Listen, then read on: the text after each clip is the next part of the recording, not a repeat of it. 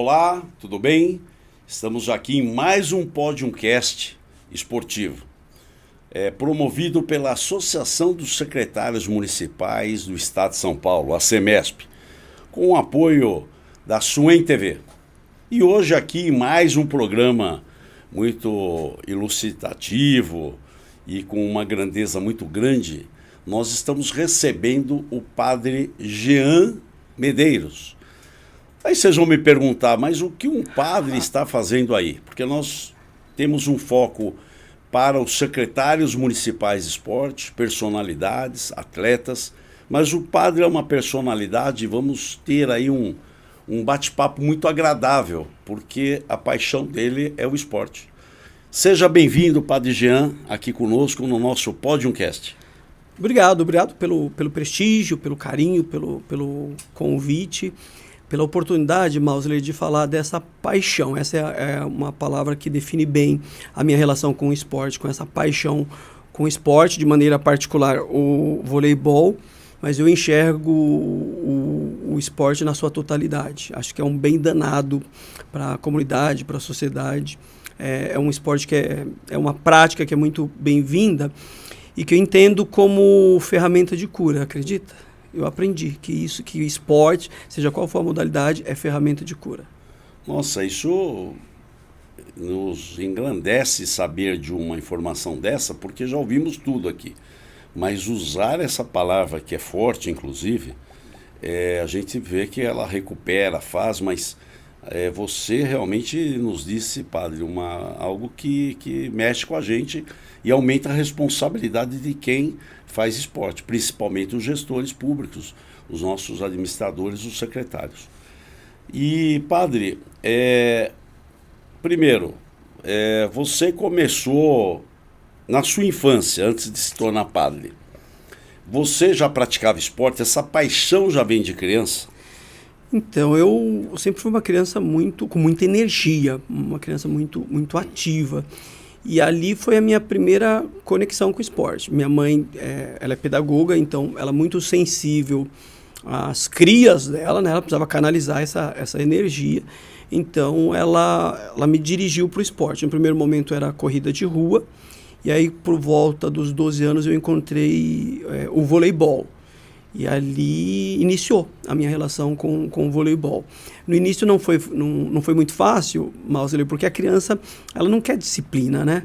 E o esporte ela te coloca isso, ele te apresenta hierarquia, te apresenta disciplina, te pede obediência, mas ao mesmo tempo o voleibol ele me furtou de mim mesmo ali, da minha indisciplina, porque ele foi nascendo um sentimento com essa prática. Ele foi tirando de mim o que eu tinha de melhor e que eu mesmo desconhecia. Então eu tive o privilégio, a oportunidade de ir amadurecendo, de ir crescendo e de me conhecendo dentro dessa estrutura que é o esporte, que é o voleibol. Então, com 12 anos aproximadamente, foi quando eu me conectei. Vamos colocar assim, oficialmente, de cabeça. Aí foi... E depois, padre, aí você, lógico, você fez toda uma carreira educacional orientado por sua mãe, né, pedagoga, então tem o conhecimento pleno para poder conduzir os filhos, né? E aí o padre foi estudando, acredito, fez teologia e entrou para o seminário? O seminário. Então, eu conheci o voleibol de rua, na rua, com a molecada na rua. Depois eu sou de uma geração que o profissional de educação física na escola pública era valorizado. Eu tive esse privilégio de ter professor de educação física, de ter aula de educação física. A minha quadra, ela era diferenciada. Ela tinha, a minha escola, ela era escola diferenciada. Pública. Escola pública, estadual. Ela tinha quadra coberta. Isso pra gente foi fundamental na minha formação. Motivava, né? Era colocar dignidade em volta daquele ser humano que estava em formação. Aí ali me foi dado um pouquinho mais de técnica. Tínhamos os campeonatos, o campeonato escolar, que era incrível. Né? Nós podemos nos conectar com outras escolas, a rede se conectar através do esporte. Então era uma época que nós não tínhamos tantas tecnologias, tantas ferramentas, mas a galera do esporte e da educação, e essa soma esporte e educação, eu entendo que era mais comprometida, mais organizada do que hoje. E aí aqueles atletas que se destacavam no campeonato interescolar eram apresentados para a Secretaria de Esportes no município, e ali eles iam eu fui compor, né, a equipe de voleibol, tudo categoria de base, do município. E era um sonho, né, jogar no time da prefeitura, né? E aí, da prefeitura, eu tive o privilégio de ter excelentes mestres. Aí o meu professor, que era funcionário público, era da secretaria, estava ligado, alocado na Secretaria de Esportes do município em Budas Artes. E aí, também apaixonado pelo esporte, ele levava os atletas que se destacavam tecnicamente para a federação, para os clubes. Aí eu conheci o professor Silvio Forte, do Clube Pinheiros, e ali eu federei. Puxa, então você chegou até se federar. Sim. Então participou. Então o padre é um expert aí no vôlei, porque vem com uma base boa. Isso foi importante. Falou uma mensagem, né? Só nesses poucos minutos já deu uma mensagem, o fundamental da educação física na escola. Ali é a base, é onde estimula. E depois a transição para o sistema federativo, que é o que tem que ser feito. E perdemos isso, padre. Hoje, esse ano, 2023, uma conversa depois de 30 anos, eu vou fazer 46 anos, então depois de 30 anos, eu ainda tenho o privilégio de ter fraternidade, amizade com o meu mestre, né, o professor Silvio Forte. E aí eu pergunto, como é que está a federação nos clubes? Então, a categoria de base, ela está se extinguindo. E aí essa reflexão é muito interessante. Mas por que na base, na federação, nós não temos mais categoria de base em alguns clubes aqui em São Paulo? Porque aquele voleibol lá da escola, ele parou de ser valorizado. O profissional de educação física lá na escola, ele já não é cuidado como eram cuidados há 30 anos. Então, a federação hoje, ela está comprometida, os times de voleibol de federação, eu falo daquilo que eu conheço, sim, ele foi afetado porque não foi feita a lição de casa na escola, na quadra, na educação física. As prefeituras, nós perdemos muito, né, nas prefeituras, nos municípios. Então, os municípios deixaram de alimentar as federações porque não tem mais fomento ao voleibol na municipalidade. E aí isso afeta lá em cima na federação, categoria de base. Aí eu não posso falar da experiência do alto rendimento, como é que está o voleibol adulto. Aonde a CBV está garimpando, da onde estão vindo esses tesouros aí que precisam ser lapidados. Na minha época, rua, escola, prefeitura, aí sim federação. Isso é o procedimento. Infelizmente, a educação física nas escolas ficou para o segundo plano. Nós éramos apaixonados pela educação física. É um professor que era o nosso psicólogo também, o orientador, que estimulava, que não valorizaram esses profissionais. Não temos demanda, temos pessoas querendo fazer. Os alunos estão na escola querendo fazer. Quando eu vejo o próprio governo pegar um recurso, querer investir no esporte, no contraturno escolar, por que já não, a própria escola que tem um orçamento, a educação, 30% do orçamento, carimbado, por que ela já não faz a lição de casa ali? Então se perdeu. E aí, padre, quando você fala sobre as federações, como que ela busca, são admiradores que veem na TV, alguns clubes que olham, o cara se estimula, e aí ele vai para um teste num clube, etc., e surge. O que deveria ter uma grande quantidade para que a gente tinha de peneira, lembra? Eu ia te falar isso. Eu lembro de um Banespa, e o senhor lembra, né, que era uma referência, Banespa, não só em São Paulo, mas no Brasil. Eu fui fazer uma peneira no Banespa, a fila passava o quarteirão de moleque, de crianças para fazer uma peneira, né? E isso se perdeu ao longo do tempo. A escola, eu defendo algumas estruturas, né? Eu acredito que a primeira estrutura de formação para o ser humano, para uma criança, a igreja doméstica, que é a família. Sim. Tenha o formato que tiver, mas é fundamental essa primeira estrutura. Segunda estrutura, a educação formal, né? A molecada, não dá para ser um atleta de alto rendimento, não dá para ser um atleta... vamos colocar um atleta que tem experiência internacional, alguém que tenha dignidade através do esporte, falando nós vai, nós foi. Não dá. Não dá. Tem que ter educação tem formal. Que ter formação. Tem que ter formação. Uma outra estrutura, seja qual for, mas uma boa religião. Né? E eu defendo, e por fim, o esporte. Então eu defendo essas áreas de formação humana, cabeça, corpo e espírito. Eu tenho que entender o ser humano na sua totalidade. Eu não consigo separar. Então, em uma escola, eu não consigo ver eu trabalhar uma criança, um adolescente, um jovem que está em formação, trabalhar a questão intelectual e não olhar para o corpo dele. Eu não consigo trabalhar a questão cultural e não olhar para a espiritualidade dele. Eu preciso enxergar o ser humano na totalidade. Sim. Você tem essa missão e esse talento para isso, né? Eu fui ensinado assim, eu sou privilegiado. Eu tive essas escolas, eu tive o privilégio. Eu vou usar um termo meu. Eu me sinto abençoado porque eu sou de uma geração de bons gestores públicos. E é grave falar isso, hein?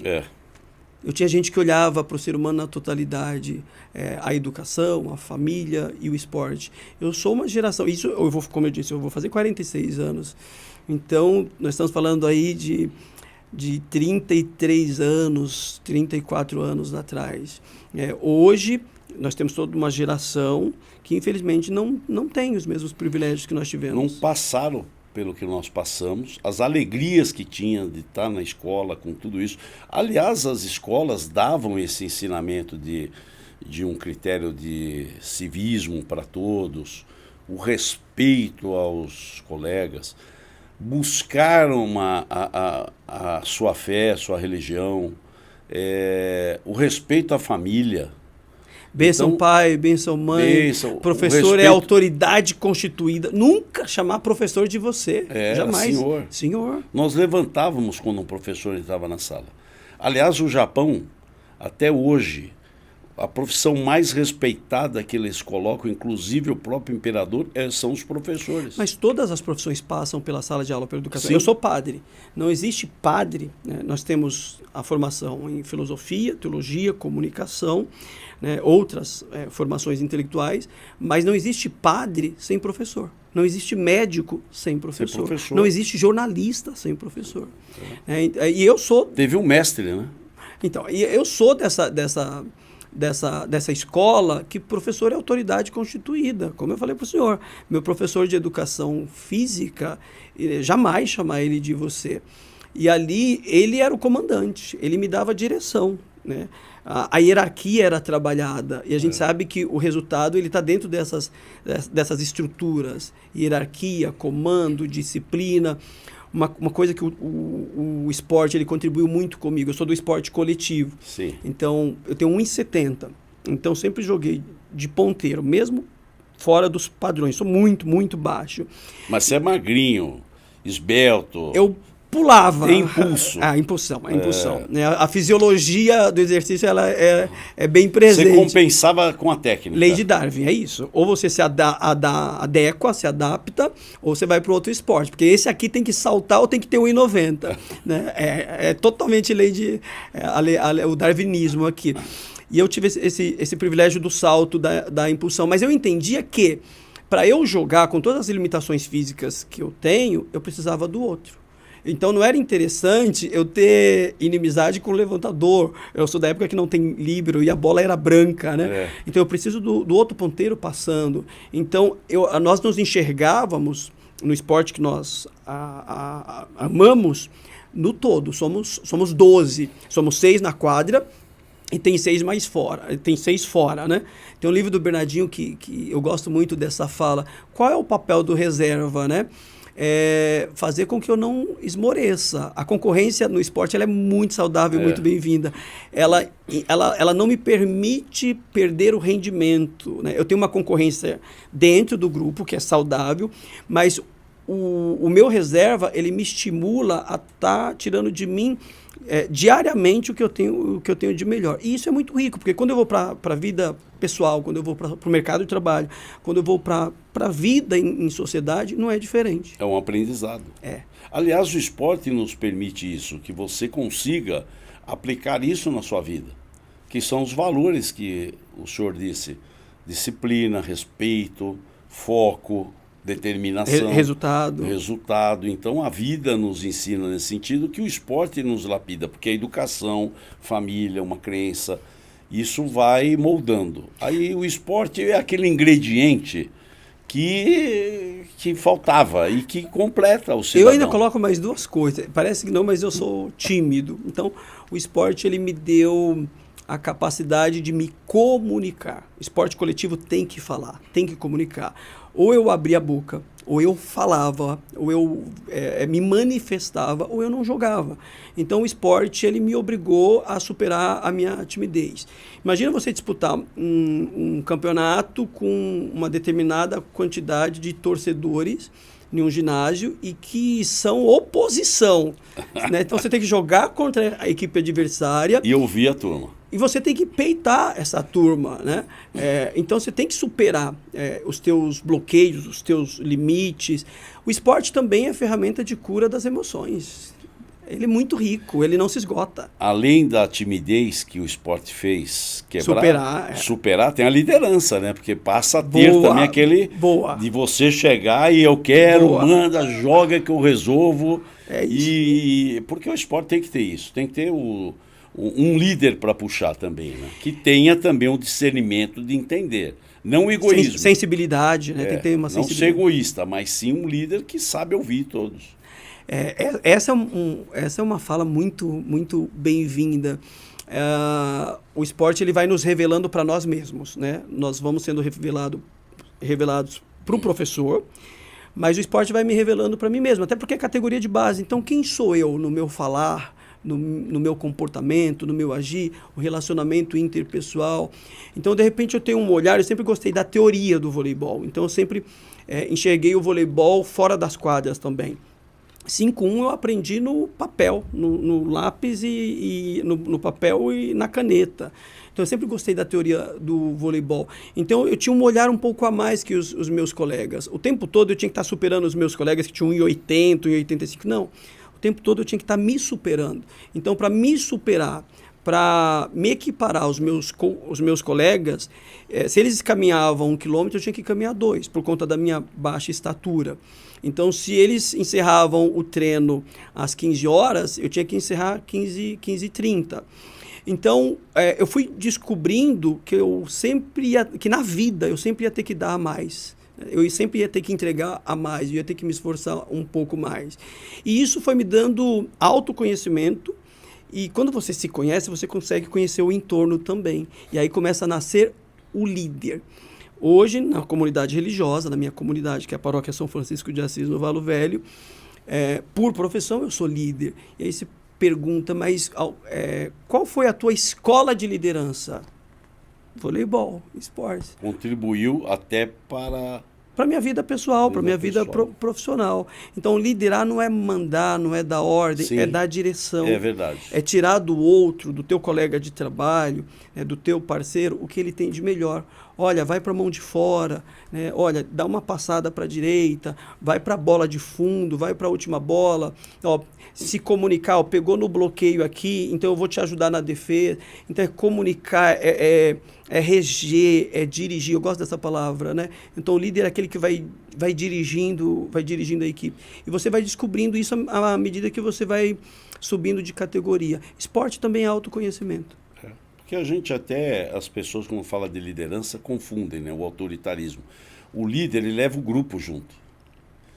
Ele conduz e a turma respeita, porque tem confiança nele. Sabe que o caminho dele vai ter um objetivo, diferente daqueles que queiram ser autoritários. Agora, padre, antes que me fale, teve 2 exemplos. O Aurélio Miguel, que esteve aqui conosco, ele disse que tem uma palavra que ele fala que é o desprendimento, que na época de Natal, que a família se reunia, que ia comer, festejar, feriado que ia viajar, ele ia treinar, viajar e ficava treinando. Uma outra pessoa, que é a professora doutora Kátia Rubio, uma das grandes psicólogas, uma das maiores psicólogas que nós temos no esporte, tenho o prazer de ter amizade com ela, onde ela comentou comigo que o Kaká, que jogava no São Paulo, acabava o treino do time, ele ficava mais tempo lá treinando para poder fazer a diferença. E é o que o senhor disse, fazia a diferença se dedicando um pouco mais. É autoconhecimento. Então, sempre os meus professores falam, olha, você não tem o perfil, você não tem o estereótipo para o voleibol. Rede 2,43, a rede masculina, com 1,70. Que estímulo eles falavam, hein?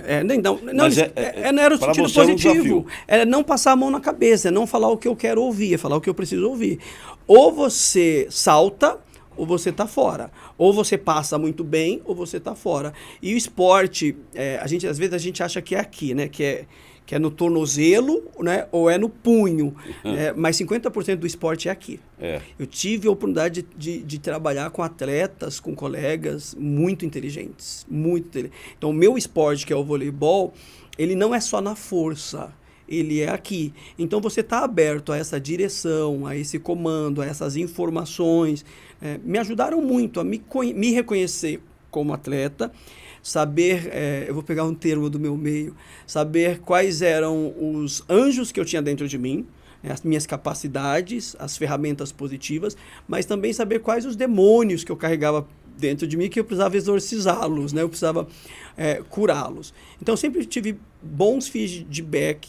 Eu tinha uma paixão, eu quero continuar. Então, você vai ter que trabalhar e trabalhar muito para continuar praticando o esporte que você ama. E isso na vida, isso para todas as áreas da vida. Esse período seu de atleta, porque depois você se tornou um padre. E aí o teu foco mudou. Já mudou, mas a tua paixão continuou no vôlei. Continuou. E que até hoje continua. Mas aquela parte que você competia, que disputava, que hoje você tem uma outra competição que nós vamos entrar daqui a pouco. Esse período, depois que você se afastou, como que foi essa transição? Porque dá para ver o brilho nos seus olhos pela paixão pelo vôlei. Segurar a bola aqui. Então, e aí você teve um outro foco, que teve uma diretriz, o esporte contribuiu, mas você ficou um período sem essa participação. Stand-by? Ou fez uma transição que eu já vou revelar, que você disputa o campeonato do Sindiclube. O Interclubes. Hoje eu jogo no time de voleibol Master do São Paulo. Tenho o privilégio, a oportunidade de jogar grande time. Já no time certo. É bom o treino, viu? O Ferrugem tira o couro, viu? Ferrugem tá lá? O Ferrugem tá lá, nosso professor. Bicampeão já do Sindiclube. A galera tá correndo atrás aí, né, do tri. Estamos trabalhando. E é curioso, é Master, mas não tem moleza, não. O treino dá volume, tem que render, tem que dar resultado. Respondendo a sua pergunta, eu acredito muito que a vida é feita de ciclos e existe um tempo para cada coisa, né? Nós estamos num processo evolutivo. Então, cada ciclo da minha vida foi importante abrir e foi fundamental fechar. Então, nesse interim, por volta dos 17 para 18 anos, eu sou de família católica, eu tenho um tio que é padre, que é o irmão da minha mãe, então sempre tive referência religiosa católica, a importância do sagrado, da missa, mas eu não era convertido. Conhecer a Deus, ouvir falar de Deus é uma coisa, ser cristão, ser católico é uma coisa, se converter, conhecer a Deus aqui é uma coisa, conhecer a Deus aqui é outra coisa. De 17 para 18 anos eu conheci a Deus, eu deixei de conhecer Deus aqui, de maneira teórica, e comecei a conhecê-lo aqui, né, que foi um processo, assim, uma experiência linda, pessoal, particular, íntima e linda. E aí eu entendi que eu precisava fechar o ciclo do voleibol categoria de base, o voleibol competitivo, e abrir um novo ciclo na minha vida, que era a vida religiosa. Na minha imaturidade eu achava que que o voleibol ia fazer parte de um passado, né? Então eu fechei esse ciclo e acreditava que não levaria o esporte mais para a minha vida, até porque a Igreja Católica ela preza muito pela questão não só espiritual, mas a questão intelectual. Então eu entrei no seminário no ano de 2000 E aí fiz o curso de filosofia, na sequência teologia e na sequência comunicação social. Mas eu comecei a perceber que, na verdade, o esporte, a religião ela não era contrária à prática do esporte. Não é. Eu conseguiria dialogar com essas várias realidades. E que o esporte ia somar no novo ciclo que eu estava vivenciando agora. Se a igreja me deu essa possibilidade de fomentar a espiritualidade, a igreja ela me provocou a questão intelectual, né, tinha uma área que eu precisava resgatar. Eu aprendi na igreja que o corpo é templo do Espírito Santo, que o corpo é sagrado, que o corpo é a minha ferramenta de trabalho. E aí, de novo, né, eu falei, opa, eu sou privilegiado, porque eu tive o acesso a essas três possibilidades: cabeça, corpo e espírito. E aí, deixa eu voltar lá na minha adolescência e resgatar o atleta, resgatar o jogador de voleibol. E aí ficou incrível, né? Mas aí eu tive que fazer alguns ajustes, porque quando eu era só atleta, a gente provoca, a gente é vaidoso, a gente é competitivo. Com o tempo, com a religião e com a maturidade, porque aí vem a idade, aí eu percebi que o esporte ele era saúde mental, né? Eu tinha que colocar o esporte para trabalhar para mim e não eu trabalhar para o esporte. Então, quando eu percebi, eu não estava mais brigando em quadra. Eu não estava mais provocando em quadra. Eu não estava mais... É feio falar isso, mas eu não estava mais roubando em quadra. Né? E a torcida, já mesmo adversária, é um amor da minha vida. Então, já não me influenciava mais, porque assim, eu já não estava mais só por aquilo. Né? Não que tinha algo a menos. Tinha algo, era o prazer de jogar algo a e mais, não se preocupar. Tinha algo a mais. Para quem jogava comigo, porque eu tive que me adaptar a esse novo formato, mas a minha equipe, as equipes por onde eu passei já padre, também tiveram que se adaptar. Imagina, um tie break, tá lá 24-24, aí a bola pega aqui, o juiz não viu, né? O juiz não viu, só eu sei que senti ali que o ataque pegou, e eu falo, não, pegou, né? E isso é libertador, né? Eu tenho que trazer os valores, né, para a quadra agora. Então, eu trouxe valores para a quadra. A honestidade, entender que eu não sou... o esporte que eu pratico é coletivo. Tem mais 11 comigo. Então, quando um ganha, todo mundo ganha. Então, de novo... E o adversário respeita quando você se posiciona dessa maneira, pelo que é certo. E tem que ser certo, a gente prega isso. O esporte é isso. O esporte, ele pregou a isso, né? A gente corre pelo certo, pelo correto. O outro não é meu inimigo, o outro é meu adversário. Eu poder enxergar, ter essa maturidade emocional de enxergar a beleza do outro lado da quadra. A outra equipe, nós tivemos agora, né? A gente estava falando de futebol, Flamengo e São Paulo. Então, dê honra a quem é merecedor de honra. Reconheça a beleza do outro, o sucesso do outro. Faça vênia à conquista do outro. Esporte é incrível. O esporte te dá tudo isso. E se você somar, de novo, a uma boa estrutura familiar, a educação, uma boa religião, eu acredito que você se converte em um ser humano melhor. Sim, que é o que sempre falamos, né? Um complementa o outro, mas sempre com aquela base sólida de valores, família, tudo. E o esporte é a nossa paixão. E aí, no Cindy Clube, depois... Aliás, padre, eu estive uma vez visitando, tem um vereador em Itapecerica da Serra, o vereador Cícero.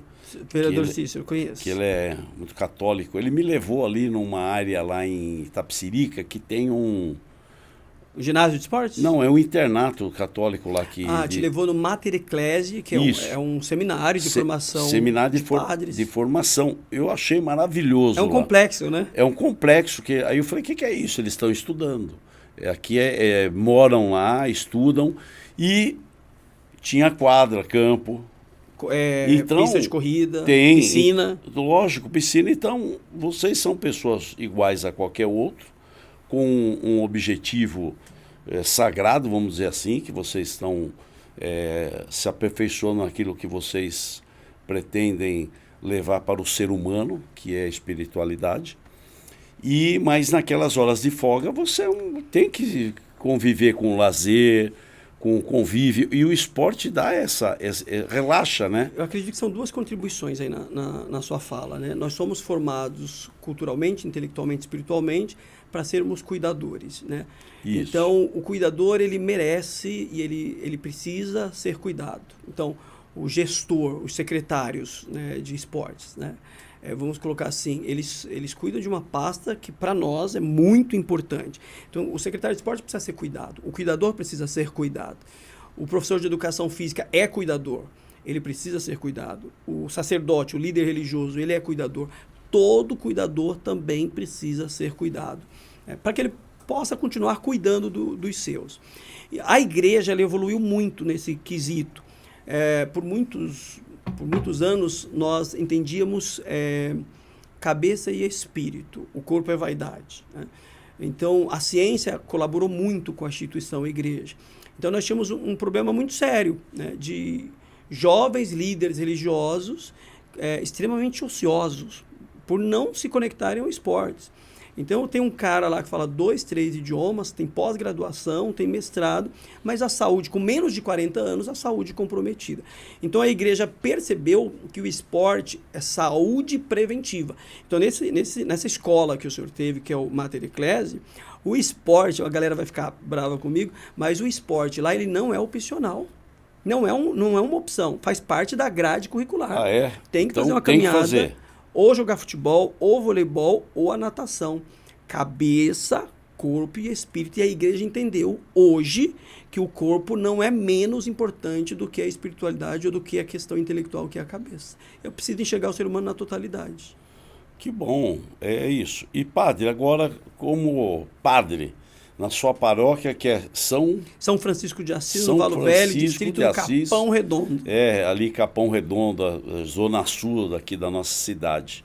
Eu tive o prazer de conhecê-lo, de visitá-lo, vocês nos recepcionaram muito bem, tem a dona Ruth, todas as suas colaboradoras a Cida ali. Do vôlei. A Cida do vôlei, uma grande pessoa, que inclusive é uma profissional de educação física, jogou na Itália, tive uma admiração muito grande por ela, pela história dela.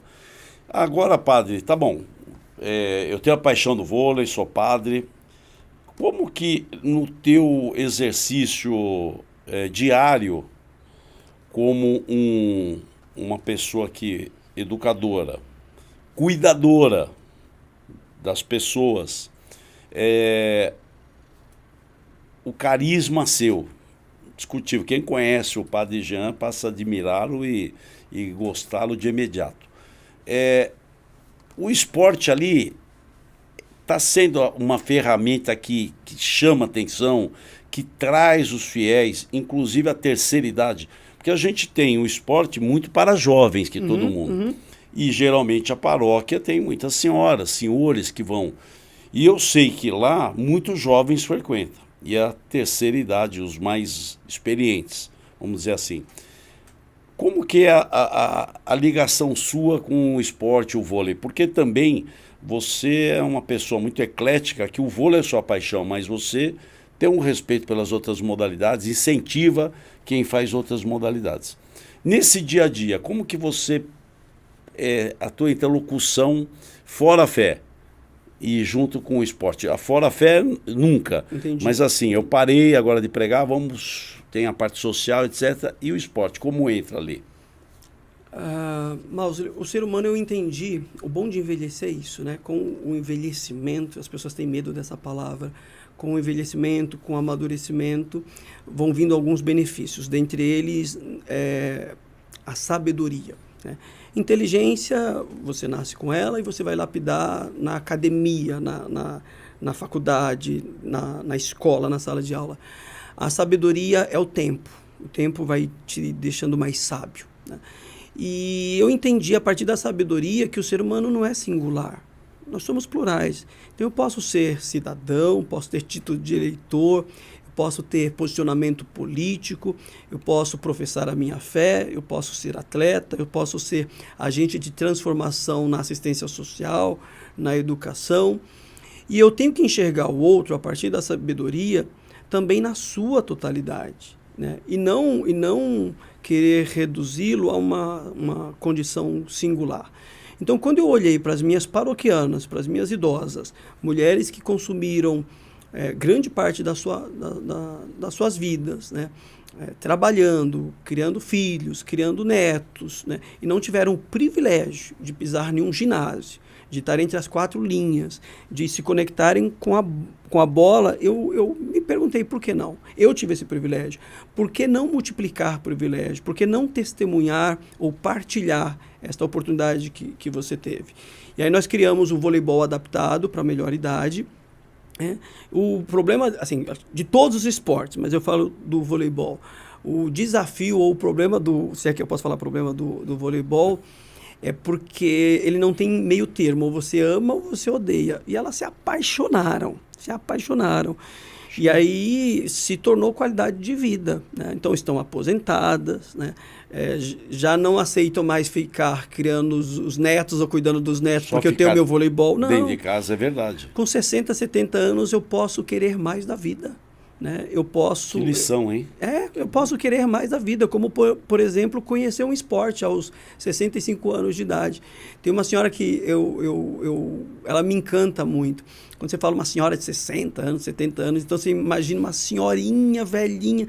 Então, ela começa a se olhar dessa idade, não só como a vozinha ou a matriarca, mas como atleta.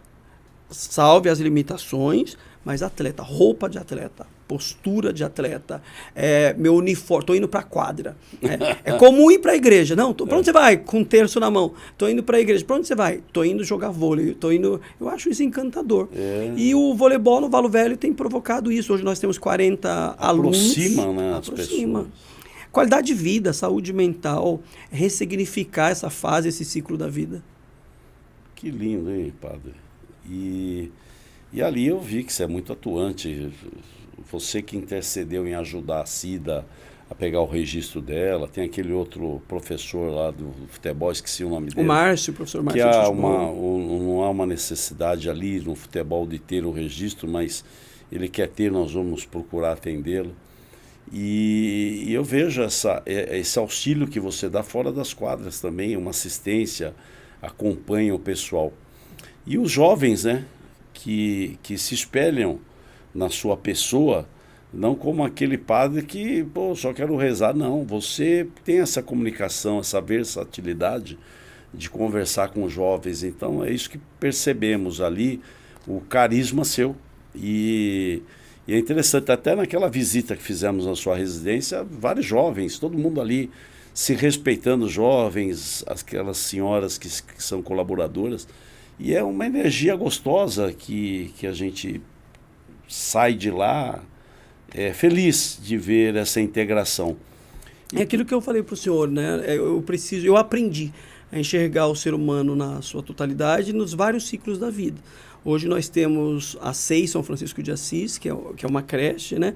Nós temos crianças de 0 a 3 anos de idade e eu gosto muito, né, desse trabalho.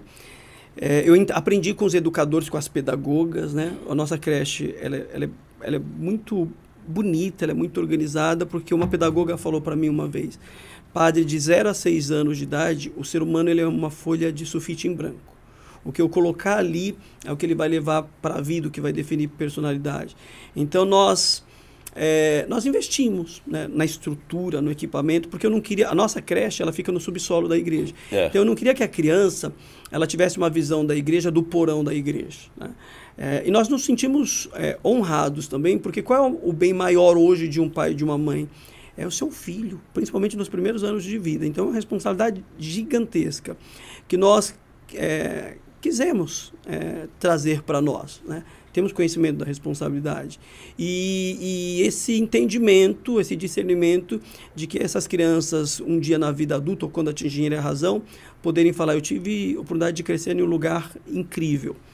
O jovem, essa criaturinha que está fazendo a transição da infância para a vida adulta, eu até costumo brincar, né, dizendo que ele não sabe se ele casa ou se ele compra uma escada, porque ele é 880, ele é intenso, ele tem muita energia, só que ao mesmo tempo ele precisa de super-herói, ele precisa de ter referências, né? E aí essa fala, eu acho que ela é bem importante. Os nossos jovens, os nossos filhos, os nossos netos, os nossos atletas, eles são de quem chegar primeiro. Então, se a religião chegar primeiro, ele é da religião. Se a família não se ausentar da vida dele, ele é da família. Ele é da família. Se o esporte for apresentado para ele, né, com antecedência, ele é do esporte. Absorve. Só que hoje, nós, família, religião, esporte, padre, nós precisamos reajustar os nossos ponteiros. A gente está atrasado na vida do jovem. Nós temos perdido muitos jovens para as drogas. A gente está perdendo esse campeonato.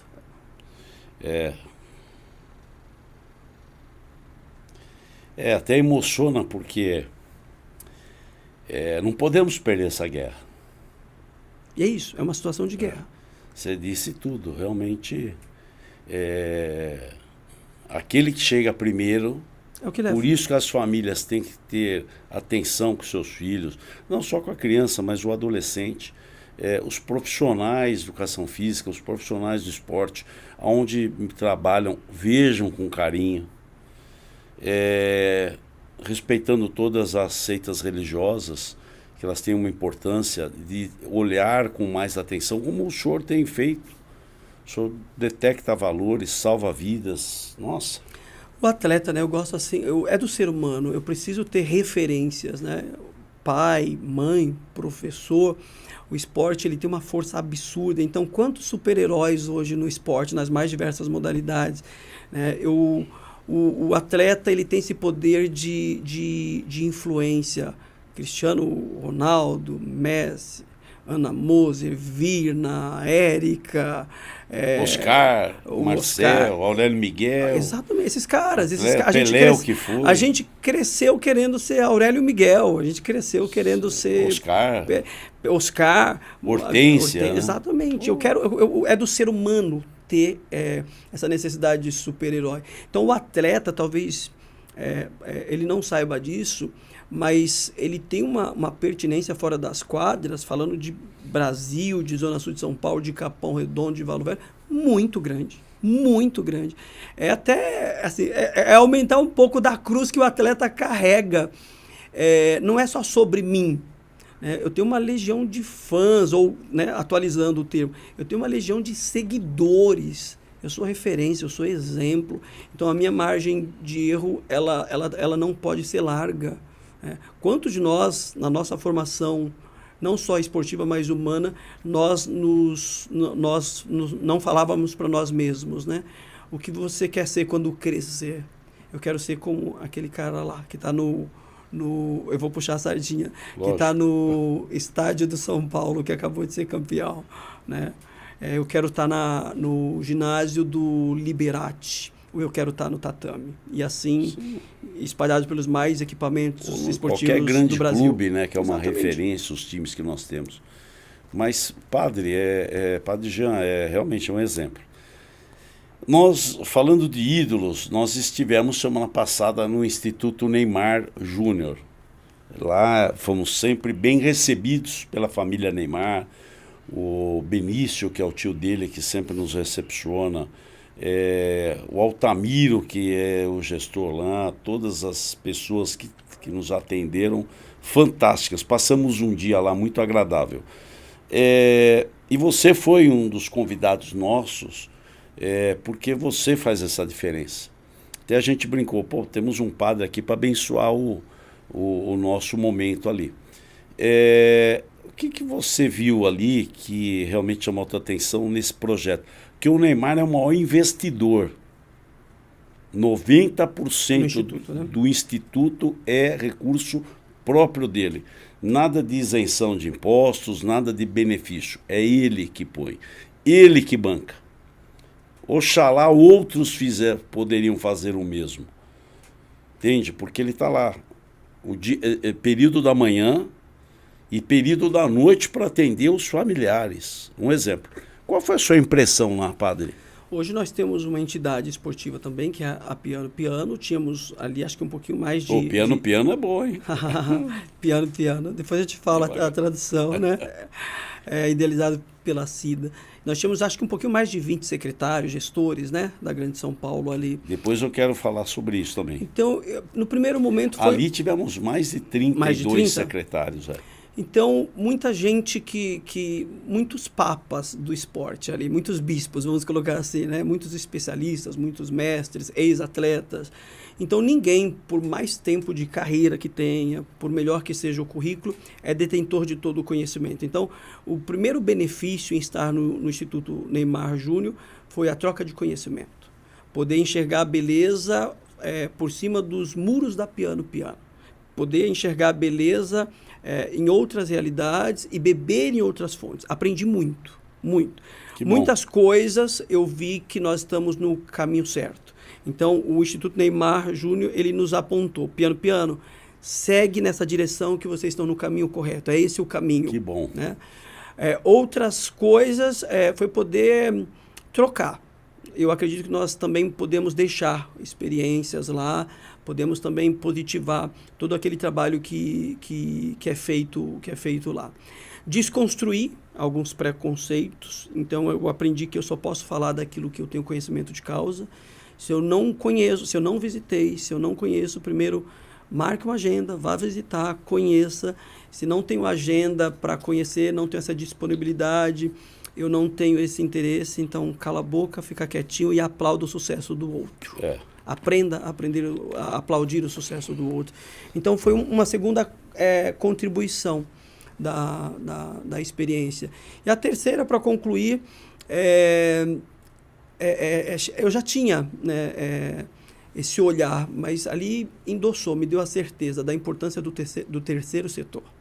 Né? As ONGs, as associações, as fundações, os institutos, por que eles existem? Ou por que eles estão lá? Por que o Instituto Neymar Júnior está lá na Praia Grande? Porque a Piano Piano está lá no Valo Velho?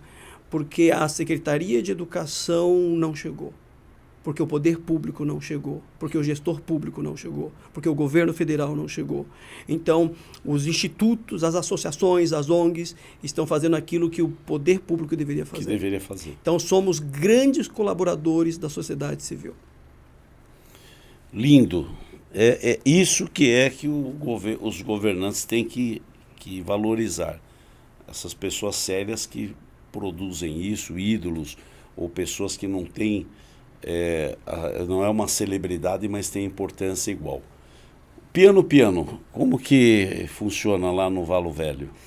Então, a nossa diretora administrativa é a Cida do vôlei. Ela fez todo esse caminho que eu citei: rua, escola, prefeitura, federação, e aí ganhou o mundo. E aí ela foi jogar na Itália, ela fala fluentemente italiano, e aí depois ela, de aposentando a carreira, nós nos reconectamos, que aí tem um pós-carreira, né? E aí ela traz muitas experiências, né, com o esporte. Por que não convertê-la em gestora? Por que não vir para o outro lado, não vir para fora das quatro linhas e não colaborar agora, não fazer pelos outros aquilo que um dia fizeram por você? E aí nós sonhamos, né, essa associação esportiva, e aí precisava de um nome, né? E aí ela sempre ela solta, né, algumas frases em italiano. E o italiano dialoga muito com a Igreja Católica. E aí uma vez, eu sou bastante ansioso, e ela foi e soltou: piano, piano, se arriva lantano. Padre, piano, piano, se arriva lantano. Eu falei: Cida, quer dizer o quê? Padre, devagar, devagar se chega lá. Nós não construímos um atleta em 6 meses nem em 1 ano. No mínimo 15, 20 anos para construir um atleta. No mínimo 15, 20, 30 anos para tirar um Instituto Neymar, ou uma associação, ou uma fundação da cabeça, do papel, e encher de crianças, jovens e adolescentes. Então, não é no nosso tempo, padre, é no tempo de Deus. Por isso nasceu, a gente batizou, né, a nossa associação como Piano Piano. Existe um tempo, e esse tempo precisa ser respeitado, né? Hoje, nós temos no voleibol 100 atletas, né? Desde as crianças a partir de 5 anos até os idosos que o senhor citou, que é o voleibol adaptado. Né? E é mais um equipamento, mais um serviço no Valo Velho, o esporte, o voleibol. É o vôlei, mas tem alguma outra atividade? Hoje o futebol, nós fizemos Futebol, uma parceria com a Escolinha do Santos. uma dança, por exemplo, uma ginástica, tem essas... Então, piano se arriva lantando, devagar. Nós estamos com 3 anos de associação. É isso que eu ia perguntar, 3 anos. 3 anos. E aí eu vi a necessidade de trazer o futebol, porque nem todo mundo tem vocação para o voleibol, e eu preciso respeitar isso. E eu preciso oferecer uma diversidade para a comunidade. O esporte não pode ser excludente, ele tem que ser inclusivo. Então, fizemos parceria com a Escolinha do Santos. Então, hoje nós temos futebol. Tem a chancela do Santos. Isso. Hoje estamos conversando com uma modalidade nova. Deixa eu ver se eu consigo fazer a pronúncia. Calistenia. Estamos dialogando com a galerinha da calistenia, que é aquela galerinha da barra, do abdômen trincado. Isso. Então, estamos conversando, dialogando, desenhando, sonhando. Então, estamos devagar, mas tentando chegar a alguns lugares. Olha, é muito legal. É uma pena que nós estamos chegando no final. Mas eu quero já de antemão estar ali conhecendo mais a Piano, a paróquia eu conheço, a sua pessoa eu conheço, a Cida eu tenho um respeito muito grande por ela, a história dela, e queremos estar mais próximos para ajudar, porque nós temos várias federações que possam fazer parceria. Eu vejo que você é muito atuante na região que... O Capão Redondo ele faz divisa com os municípios. Itapecerica, Embu das Artes e São Paulo. São Paulo. E você cobra as autoridades, inclusive. Isso que é importante. Se o secretário não o atende, você tem uma porta aberta direto com os prefeitos para ver a importância do que está sendo feito. Isso é muito importante, a sua participação. E é isso que faz a diferença. Essa interlocução que você faz num bom nível com os gestores públicos. A reciprocidade você entende porque você se dedica. Você tem a paróquia que trabalha. Você tem um instituto que busca fazer o que o Estado não está fazendo, o poder público não está fazendo. E como que é o retorno disso, o reconhecimento dessas pessoas, dessas autoridades públicas? Essas lideranças é positivo. Eu acho que você ganha... esse reconhecimento ele vem com respeito e com trabalho. Eu respeito para ser respeitado. E para eu poder cobrar, eu tenho que dar resultado. Foi assim na minha formação esportiva. Então, eu preciso trabalhar, dar resultado para que eu possa trazer o olhar desse gestor, né? Então, não é simplesmente sonhar, colocar no papel e pedir recurso, apoio político. Não funciona assim. Não. Eu aprendi ao longo dos anos também que não existe caridade sem legalidade, né? Não existe dinheiro público na desorganização, na falta de planejamento. E também não pode ser na vulgaridade, né? Tem que ser na elegância, tem que ser no diálogo, marcar reunião, audiência, pedir agenda. Eu posso ter diferenças com os meus líderes, com os meus gestores, né? Eu não sei se é um privilégio, isso dá um pouco mais de trabalho, mas eu tenho 3 prefeitos, né? Embu, Itapecerica e São Paulo. Eu tenho 3 secretarias de esportes, né? Por um olhar positivo pode ser bem interessante, né? Por um olhar negativo, né? Sem ser vulgar, cachorro que tem 3 donos corre o risco de morrer de fome, né? Então eu acho que o nosso papel é fazer a mediação. Nós somos mediadores ali, nós não somos concorrentes das secretarias de esportes, nem de nenhum outro serviço esportivo. Nós queremos ser colaboradores, nós queremos ser uma extensão do município ou da Secretaria de Esportes. Você falou tudo, padre. A importância do poder público reconhecer uma entidade séria, que é bem administrada, e o investimento que houver da área pública, ele vê o retorno disso, o benefício que está trazendo.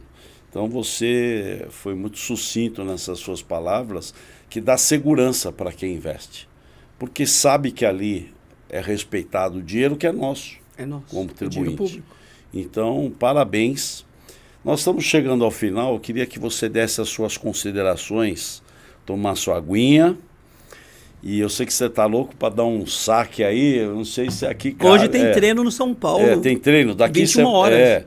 Então eu quero que o padre dê as suas considerações e para os nossos internautas, nossos secretários, atletas, amigos que nós temos. Graças a Deus nós temos muitos amigos. Primeiro, agradecer o prestígio, né? Nos acompanhar na internet, aí no seu celular, no seu computador. Obrigado pela audiência, pelo prestígio. Hoje o que nós temos de mais caro é o tempo, e você doou o seu tempo prestigiando esse trabalho. Mauser, parabenizar. Tem muita gente boa espalhada pelo Brasil, né? Fomentando o esporte, talvez até mal remunerado, né? Mas por paixão, por amor, por acreditar. Parabenizar pelo teu trabalho, né? por essa doação. Por maiores que sejam os desafios, não permita o desânimo. No final, a gente sabe que tem final feliz. Eu acredito em final feliz, em resultado. E que Deus abençoe todos os projetos, associações, fundações, os secretários, e que a gente leve isso para a vida, né? Eu trouxe isso para a minha vida. Eu sou das crianças ou dos jovens que, graças a Deus, o esporte chegou primeiro. Então, que vocês possam chegar primeiro na vida dos jovens dos seus bairros, comunidades e municípios. Olha, padre, entrevistei muitas pessoas aqui, amigos, onde a gente se emociona, tudo mais. Você foi muito elucidativo, abriu uma mente nossa esse tripé que é a vida nossa. Família, Deus, educação, esporte, tudo isso. São valores que conquistamos. E o chegar primeiro também foi uma lição que eu obtive da sua experiência. Mesmo eu sendo mais velho, eu tenho aprendido aqui com o padre Jean, que é uma pessoa fantástica. As pessoas têm que conhecer a paróquia dele, conhecer o projeto, essa pessoa simpática, atleta, agora daqui a pouco vai bater a sua bolinha, e é um orgulho muito grande você estar nos prestigiando aqui no nosso Podiumcast, tenha certeza. E aqui ninguém sai de mão abanando, padre. Hoje temos essa lembrancinha aqui para o senhor. Reza a boa educação que tem que abrir. Por favor. E aqui... pelo carinho. Isso aí é um... Boa. Cara, você sabe que eu coleciono isso aqui? Sério, padre? Muitos. Depois você vai ter uma mais. Uma para você deixar na prateleira, uma para você beber. Legal. Obrigado. Obrigado Um carinho muito grande que pela SUEM, pela Semesp, nós podemos dar uma homenagem singela para as pessoas que dedicaram o seu tempo para estar aqui, buscando... levar para todos nós uma palavra de consolo, uma palavra de otimismo, uma vivência melhor das nossas vidas. E também aqui, para a sua equipe, a dona Ruth, nós temos aqui também o Moleskine, que oferecido pelo Conselho Regional de Educação Física, através do nosso presidente, professor Nelson Leme da Silva Júnior, junto com os conselheiros que são membros lá, são muito atuantes, e você que sempre encaminhou grandes pessoas para buscar o caminho da educação física, buscar o seu registro profissional para exercer a atividade com responsabilidade no instituto de vocês, e isso muito nos engrandece. E as canetas aqui que também foram oferecidas como uma Ruth, Cida e Márcio, né? Mas depois eles indo ao CREF, com certeza terão mais, porque são profissionais e são merecedores. Então, o esporte hoje, com a educação física, com responsabilidade, é que vamos poder fazer a coisa certa. É aquilo que quando eu conheci o CREF, eu já tinha isso, né? Já tinha aprendido isso, e aprendi com uma juíza chamada doutora Patrícia Padilha. A igreja, ela atua em várias frentes sociais, e eu nunca esqueci essa fala dela: não existe caridade sem legalidade. Então, a educação física é uma ciência de cura, uma ferramenta extremamente poderosa, mas que se não tiver habilitado, se não tiver conhecimento de causa, se tiver na informalidade, vou pegar um termo do esporte, pode causar uma lesão irreversível. Eu não estou falando uma lesão física, não. Ela pode deformar um ser humano. Então, é legal a gente buscar a graduação, sim. É legal buscar a formalização desse profissional que ama, que tem paixão pelo esporte. E o CREF, ele foi muito... as pessoas elas têm um certo receio com o CREF, né? A gente tem medo daquilo que a gente não conhece. Nós sempre fomos muito bem recebidos, muito bem acolhidos. Nós tivemos direcionamento. Nós somos dirigidos. Sim. E o senhor falou, né? O senhor é um pouco mais... Eu não sei no Master, no voleibol, que categoria o senhor estaria, tá? A minha é a última. Qual que é a última? Mais de 60 anos. Tem algumas, acho que é E2, alguma coisa assim. Daqui é especialista em Master, ela vai ficar brava comigo. Mas é troca. O esporte, a vida é troca, o esporte é troca. Então, o CREF, eu aprendi muito com o CREF, tenho aprendido muito com o CREF, e a gente tem se permitido de ser direcionado.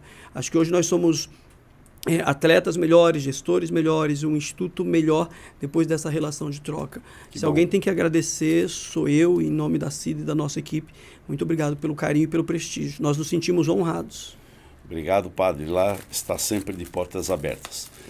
E acabamos com mais um Podiumcast esportivo. Teríamos mais uma hora de bate-papo aqui com o padre Jean, mas quem sabe uma outra ocasião estar aqui junto com a CIDA, outras personalidades que muito contribuem com a sociedade, com as pessoas, que é o que nós temos que fazer, o amor ao próximo. Obrigado, padre Jean, pela sua presença. Muito obrigado a todos vocês que nos acompanham e estão nos acompanhando no nosso podcast. Obrigado e teremos mais um programa em breve.